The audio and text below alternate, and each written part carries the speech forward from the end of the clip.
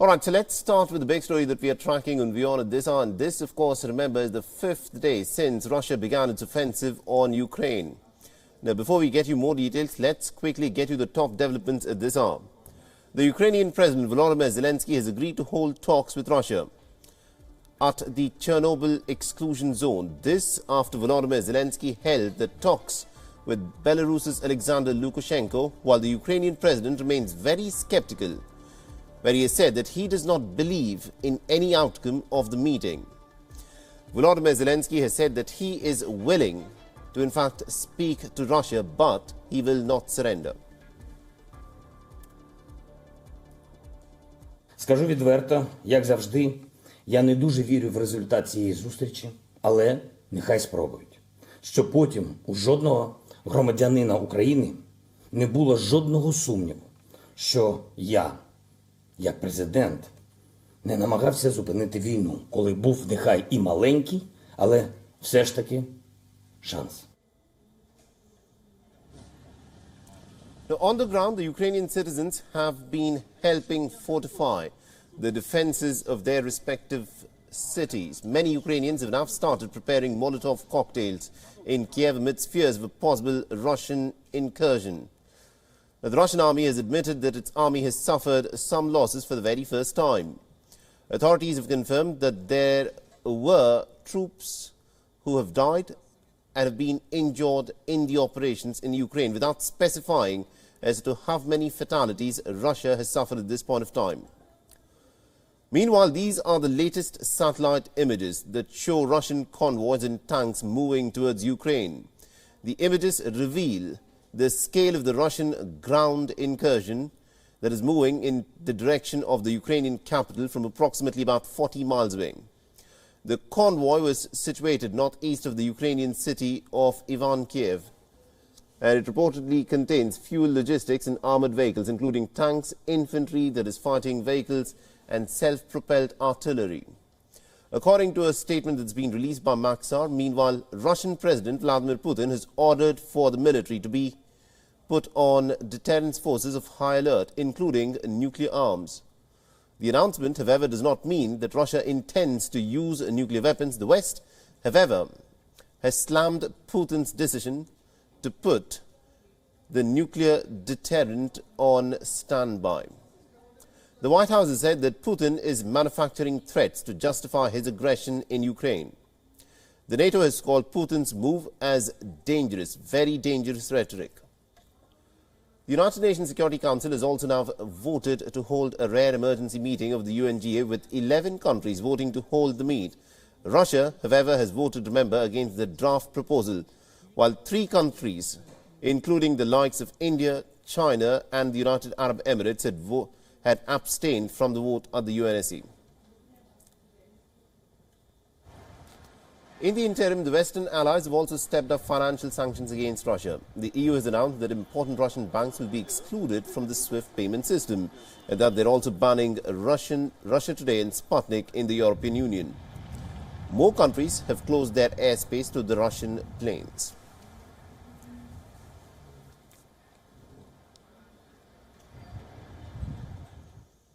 And after Russia further escalated tensions, the Western allies are stepping up a diplomatic campaign to try and isolate Moscow further. The United Nations Security Council has called for a rare emergency special session of the 193-member General Assembly on Russia's invasion into Ukraine today.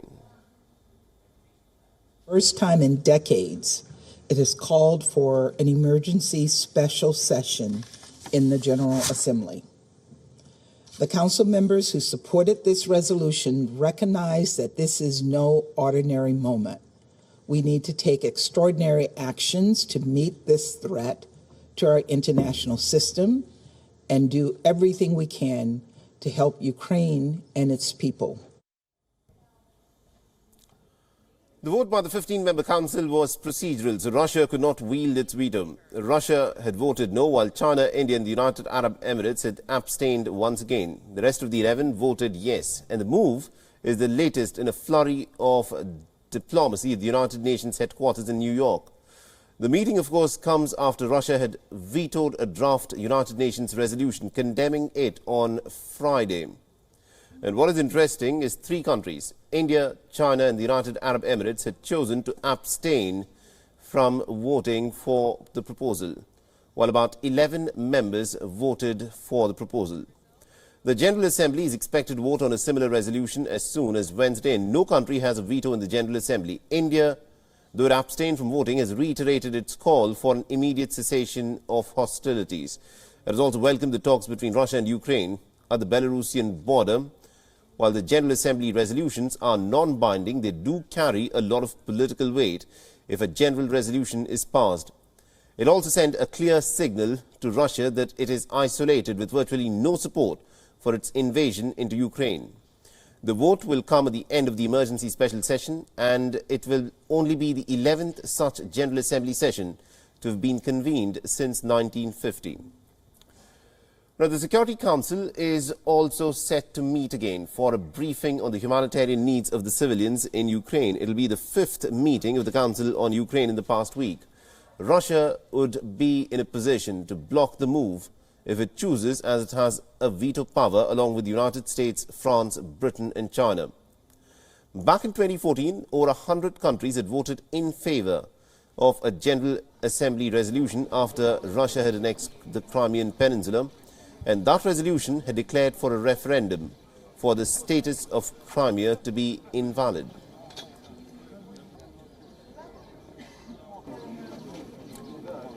All right, now to give us more insights in terms of what is expected to happen at the United Nations, we are joined in by our correspondent Susan Tehrani, who's joining us live from New York. Susan, you've been tracking the developments very closely in terms of what they've happened at the United Nations. The vote that took place at the United Nations Security Council, because Russia has a veto and also because three countries chose to abstain from voting, of course, did not go through. So what more do we expect to happen at the United Nations? So as you really mentioned clearly, this was something that the Security Council does as a last-ditch effort, basically saying to the world that we took all measures that we could, but ultimately this is the stance that we have to take. There's an article for this at the Security Council, and it's called also called the Uniting for Peace Resolution, which, as you mentioned, it was initiated and adopted in November 1950 when the 5 permanent members of the UN Security Council aren't able to agree on a certain issue, then this Uniting for Peace resolution takes place. Russia wasn't able to veto this resolution, but it was able to not agree on it and vote against it. Ultimately, what happens is it got the votes that it needed. It needed 9 votes. It got 11 votes. And what this means is now it goes to the United Nations General Assembly in an emergency session. And a lot of people are asking, what can the GA essentially do? And what the GA can do is, first of all, perhaps collectively condemn Russia. That's a step. But the GA, as far as it can go, it can provide recommendations for member states to take appropriate action against Russia. And again, a stress on recommendations. Now, these recommendations can also include the use of armed forces when necessary, according to the UN Charter, to maintain or restore international peace and security. So we'll have to wait and see. Tomorrow, 10 a.m. local time, this is when the meeting of the GA is expected to take place. Many countries are expected to condemn. What was interesting is we saw Brazil support a UN resolution condemning Russia and calling out Russia earlier in the week at the UN Security Council. However, we saw the Brazilian leader today say that perhaps tomorrow at the GA he may take, his country may take a more neutral stance. So, you know, anything might go. Absolutely, indeed. And at this point of time, you know, what would a resolution by the General Assembly, would that be binding at all, or is this just a general condemnation of the Russian invasion into Ukraine? Is that what we're looking at? Right, and that's the thing is, they could come out with a resolution again, like 2014, for example. They came out and officially did not recognize Crimea as a part of Russian territory. They could it could have international condemnation, where in practicality that might not mean a lot, but the international voice against it might pull some weight.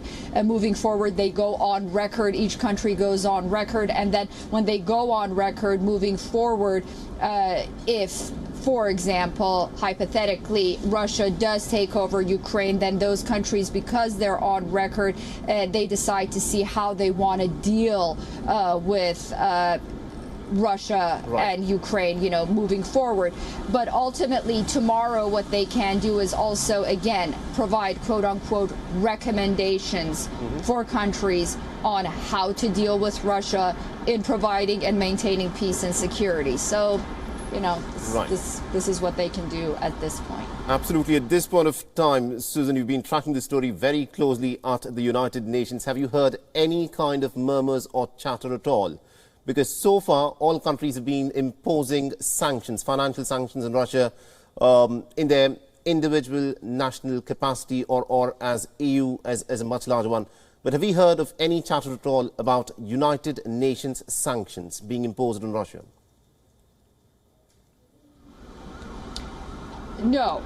Not as of yet, and the reason for that is the United Nations has often, when asked about this, even behind closed doors, has said that the United Nations is ultimately made up of individual countries, so it's up to individual countries to recognize those sanctions and come together in different forms and different groups to impose those sanctions. So I don't know, and I'm not optimistic that we'll come out and see sort of a UN-based sanction coming out of the United Nations, but as far as these recommendations and condemnations are concerned, I think we'll probably see somewhat of a united voice at the General Assembly tomorrow. I do want to say that today at the United Nations, the ambassador to Ukraine read a statement from his foreign minister that said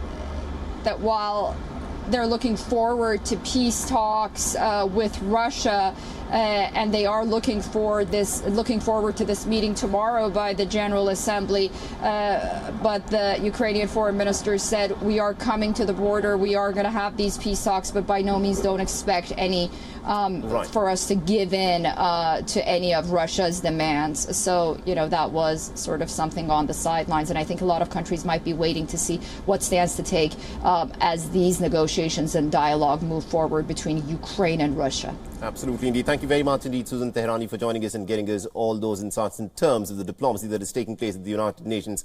We'll, of course, come back to you again tomorrow as the UNGA, of course, will be looking at this issue. WION is now available in your country. Download the app now and get all the news on the move.